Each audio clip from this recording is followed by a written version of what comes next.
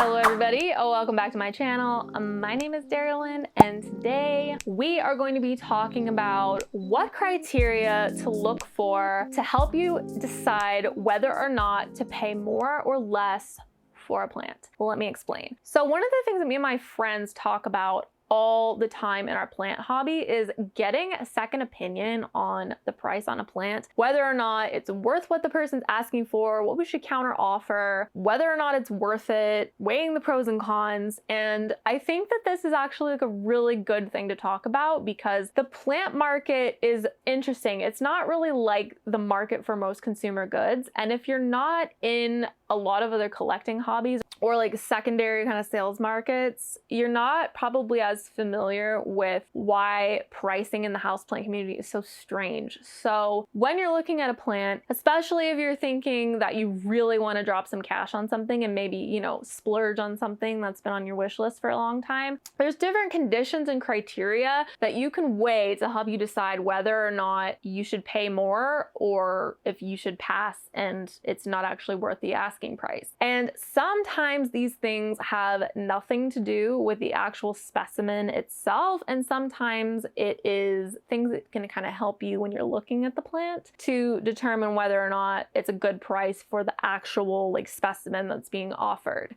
The first thing that I will always pay more for, you know, all things being equal, is if the plant is local to me and it does not have to be shipped. This is honestly the best thing ever, is that if you can find a plant locally, you're gonna save money on shipping. So, you know, it does kind of make sense to pay a little bit more if you need to. But B, it's so much easier. Shipping plants really, it can be completely fine, but you're 100% at the mercy of the seller. If somebody like screws up packing your plant, like a lot of people, they don't offer refunds, they don't offer returns, they can't give you a replacement because they only had one. So I personally, if I can find a plant locally, I will pay a little bit more for what the plant is, all things considered, just for the convenience of not having to deal with shipping and for the peace of mind of knowing that the risk that the plant is going to get beat up or damaged or even die in shipping, it's just one less thing to worry about. So the second thing that I think is always worth paying more for is to get a plant that is fully rooted and established rather than saving a little bit of money on an unrooted cutting, or even more so a node. And this is because when you are paying for a fully rooted plant, what you're really paying for is that the seller has taken on all of the risk of getting the plant growing and keeping it in good condition and has taken full responsibility for the result. And then as a result, you have a much greater chance of actually receiving what you believe to be paying for. When you are buying a cutting or a node, you have to understand that the reason that you're saving money is because you're taking on more risk. And that if you're buying a cutting or a node, or even if you're importing a plant, you're not paying for a plant, you're paying for the chance to have a plant. And some plants are much more solid than others when it comes to being able to root them. And maybe you feel really comfortable with that if you have had the experience of knowing that you have, you know, a good track record of getting plants to root. But I do feel like a lot of kind of newer collectors fall into this trap of wanting to save money.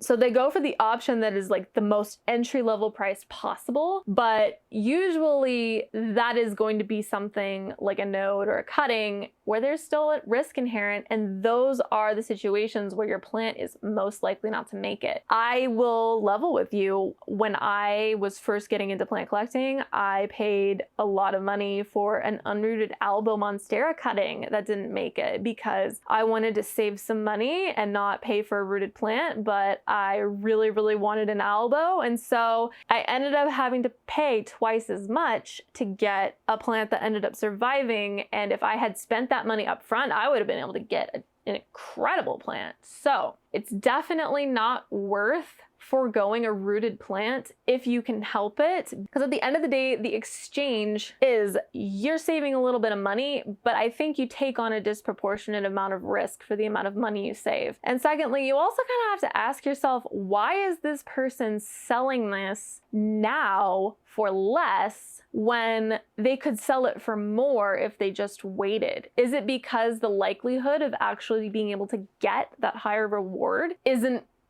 guaranteed, or maybe it isn't even good at all? You know, there are some plants that, especially variegated ones, they're really notorious for reverting. I mean, if you pay for a variegated plant and it's a mid-cut, how do you know that the growth that it pushed out after that variegated leaf wasn't reverted? So I think it's always worth it to pay the money and get an established plant rather than trying to save a little bit and get something that is just a much, much bigger risk. In the long run, you're going to be so glad that you did. And that's doubly true if your plant ends up dying because your cutting doesn't end up rooting or your node rots.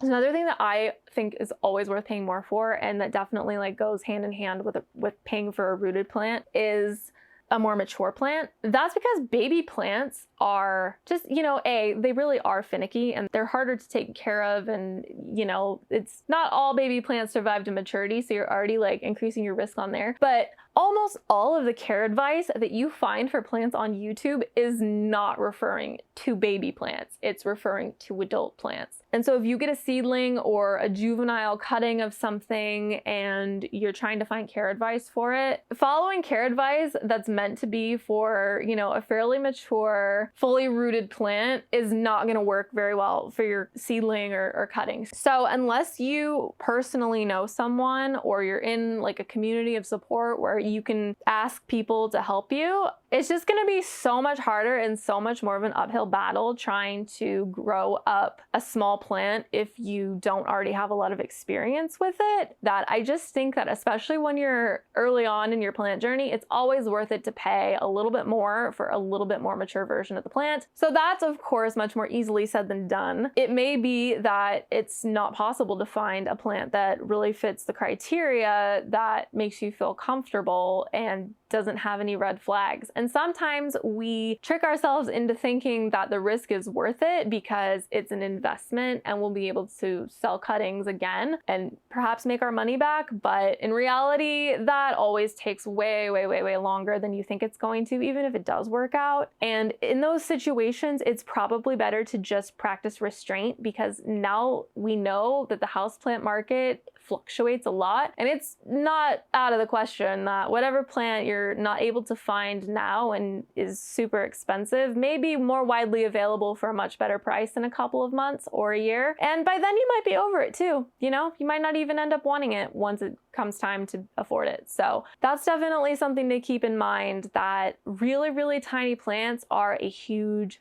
risk.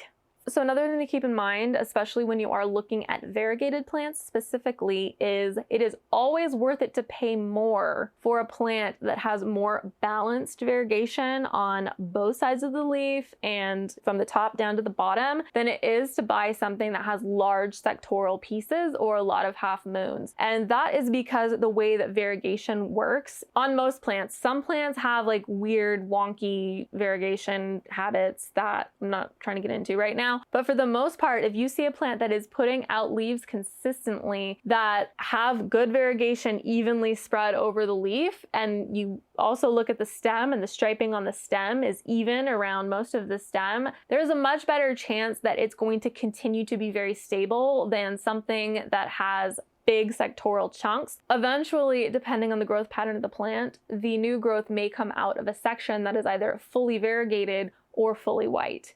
So balance is key, and that especially goes for variegated plants. So even though half moon plants are very beautiful and they are quite coveted and sometimes they're more expensive, I would not pay more for something because it is a half moon. I would pay more for something that has really well-balanced variegation with really consistent color. Those are the plants that you're not going to stress over as they grow out. And I 100% think it's worth it if it's doable for you. Another thing is that in my experience, it is always worth it to treat yourself and pay more to get a plant from a prestigious nursery than it is to try and save the money by importing it or buying it from a less trusted source. That is because a lot of these super premium nurseries that charge these seemingly exorbitant prices for their plants, the quality is absolutely unparalleled. I will use my Philodendron Glorious from NSE Tropicals as an example. I've bought a few different Philodendron Gloriouses, and that plant cost like twice as much as any of the other ones, but it came in and it was like 3 times the size. It was absolutely perfect. It was in immaculate condition, free express shipping, packaged beautifully. And you know, that as opposed to things coming in with just much less care, much less well rooted, blemishes on them, just not nearly as mature of plants. And plus, that plant that I got from NSE Tropicals is kind of like a piece of plant history, and it has a really cool story because her plants are from the original hybridization of the parent plants.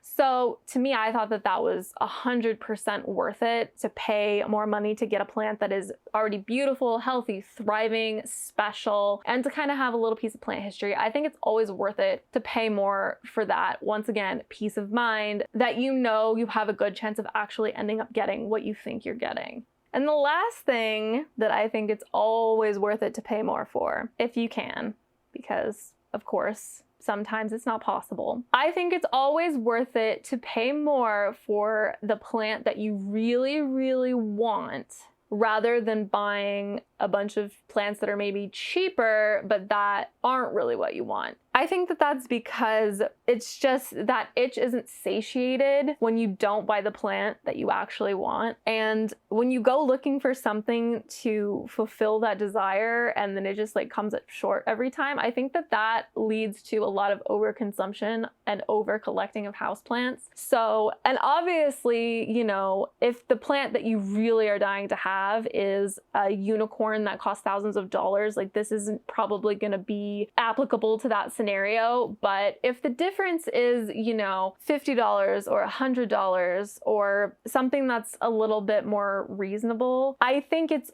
always worth it to save up the money and to keep your eyes open for a good deal. You know, maybe meet some people, try and find a trade, try and make it happen, and get what you really want. There's lots of plants that I feel like when I got them, they were cool and I liked them, but the novelty wore off like really, really quickly. And then there's other plants that I have that I absolutely just completely adore and look forward to every leaf, and I savor every new leaf, and I savor all the growth, and I love taking care of them. And then there's other plants I have that there's nothing wrong with them, but I do kind of tend to neglect them. And I think some of them are plants that I bought because I couldn't get what I really wanted, but I wanted to buy something in its place. So within reason, I think it's always worth it to buy what you really want. You know, if that takes a little bit more time to find the right plant, find the right deal, save up the money, I think it's worth it. Like I really, really want to encourage everyone to try and collect with more intention going forward. Like I really think you're going to be happier and enjoy your hobby more with that kind of experience. You know, clearly it's not attainable for everybody to spend more money on things, like clearly, but if you are in the position where it is doable for you to buy, you know, 10, 20, 30 cheaper plants over the course of, you know, a year, a couple of months, maybe save up that money and buy 5 of the plants that you are really dying to have. I think at the end of the day, you're just going to be happier. You're going to be happier with your collection, and it'll be much more manageable. It won't be chaos, and you'll have some amazing plants. And I mean, I will say that within reason, there's very few times that I've actually splurged on something that I regretted it. That's just my 2 cents on that. That's kind of my philosophy on how to know when to really spend money on plants and when to pull back. Thank you so much for chilling with me. I hope that everybody found this information useful. And if you have more tips or more kind of like insight into this topic, please leave it down below in the comments. We're all here to try and help each other out. And yeah, that's gonna be it for me for today. Have a good one, everybody, and I will see you in the next one.